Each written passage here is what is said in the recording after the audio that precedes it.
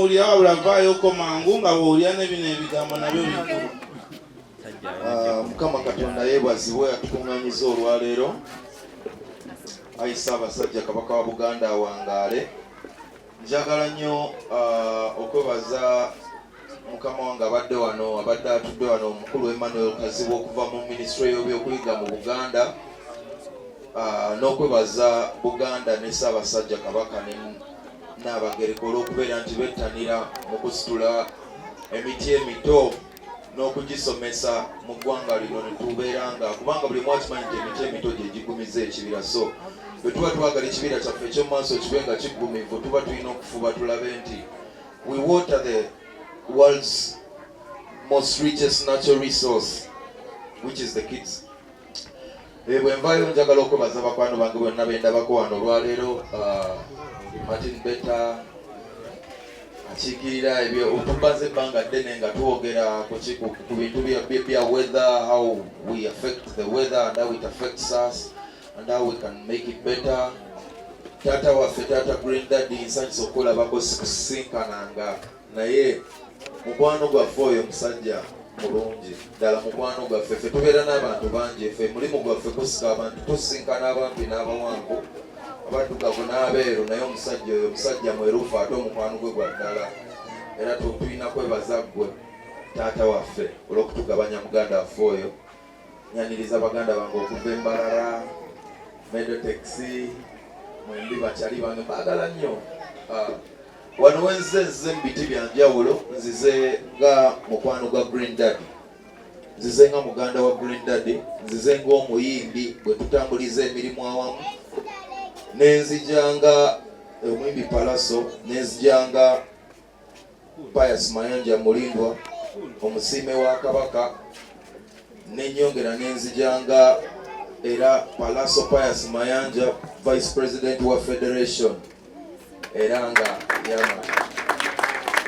Njagala okuyozaayoza Federation olw'okubeera nti naye kumya abayimbi okusoma era abantu basoma, era President Likenza asomesezza abayimbi abaana bangi be bamanyi ne be batamanyi, era abaana abo abamu ku baasoma kyolekeddwa nti tulabika abayimbi twafunye copyright kuba byali bya bitabo, ng'omulembe gw'abayimbi ogwasooka si muyivu bulungi nga guno ogukola ki okuliwo. Guno gulimu abayivu bangi kyongola ne copyright yayanguye okutuuka.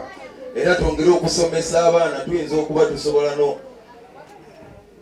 n'okufuga ennyonyi abayimbi. In the future jets zigenda kujja kubanga copyright badde si bingi, so twongere okusoma kuba tulaba kati ku bibala byako.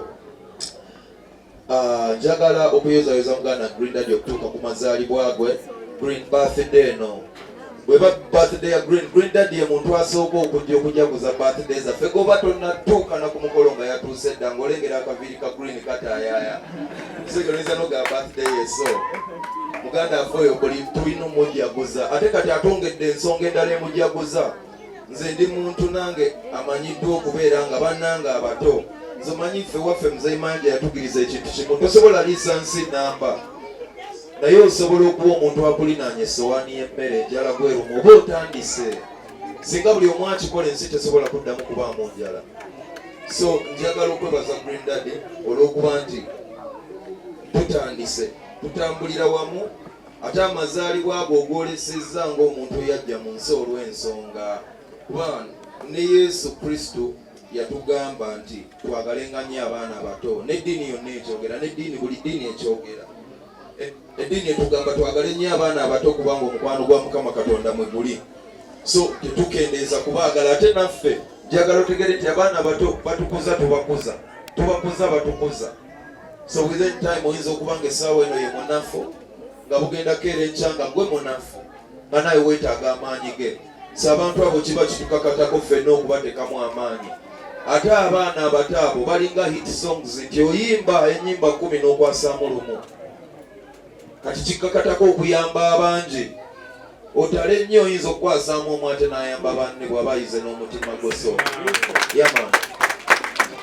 Kakati nga mpunzika njagala okusooka era nasoose nakwebaza Mukama Katonda nenjagala okwozaayoza abasiraamu bannange ne bakatoliki bannange mwenna abali mu kisiibo.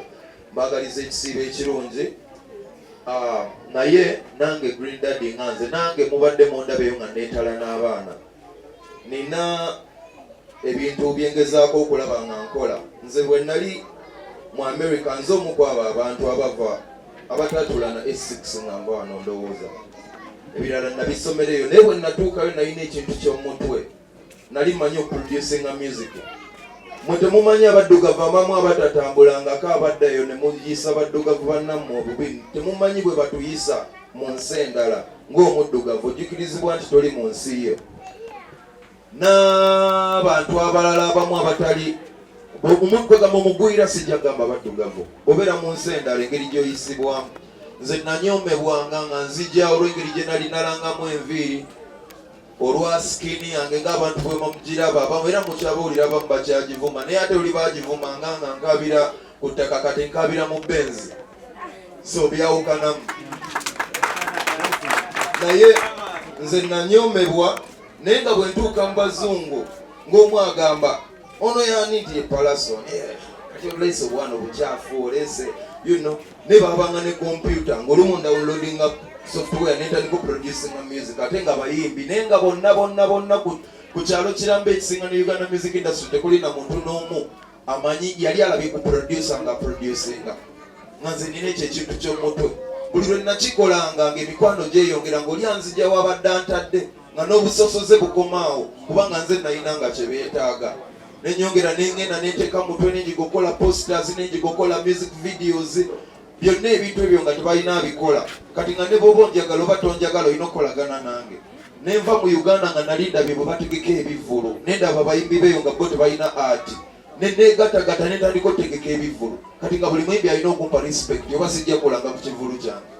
Kati kwegamba embeera y'okuba nti nalina ebyomutwe mba ndi awo Ready and Weasel ne bajja ne baŋŋamba naye oli muyimbi tukuweyo oluyimba nti banene yanziza nti tunoonye studio nti agenda gireeta wano negireetawo netulurekodinga nedweproducingira ne baŋŋamba kati video tetwandigeze nga tetugikwadde nti agenda gikwata nensikayo kamera yange video nenjekolera ne baga kati oluyimba posta nayo njirina nengenda ku kompyuta nengisala olw'ebya nalina mutwe ebyo byantuusa nange kuwendi era kati bwe mba nkola ne producer bw'aba alina kyakola manyi bwe bakiyita mugamba kino teekawo kino kyusa kino ne Green Dad ekimanyi eyo twanyumyako nga we have almost the same conversation.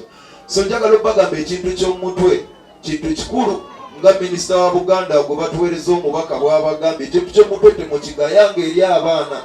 Omwana omuto abanga kompyuta enkalu obwongo bwe busobola okusitula ebintu terabytes ziba nkalu obwongo bupakira ebintu byonna mu nsi byomanyi ebimugasa bw'akula ye yajja kweronderawo kyayagala. So Green Dad nyongera okwebaza nange mbadde ntoba n'abaana bangi era essaawa eno nange nina 45 kids in school.